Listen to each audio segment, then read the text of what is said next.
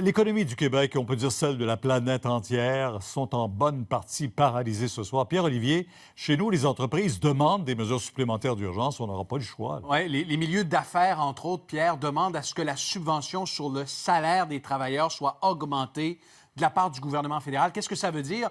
Bien, prenons l'exemple d'Air Transat qui a licencié, mis à pied temporairement aujourd'hui 3 600 travailleurs. Le gouvernement pourrait dire, au lieu de les mettre à pied temporairement, on va subventionner 50, 60, 70 du salaire jusqu'à concurrence, par exemple, de 50 000 Ça s'est vu au Danemark, en Grande-Bretagne, ailleurs à travers le monde. Mais pendant ce temps, des milliers de mises à pied dans le secteur du commerce de détail aujourd'hui. Des hausses de salaire, la bonne nouvelle du jour, dans le secteur de l'agroalimentaire, Starbucks, Metro, IGA, entre autres.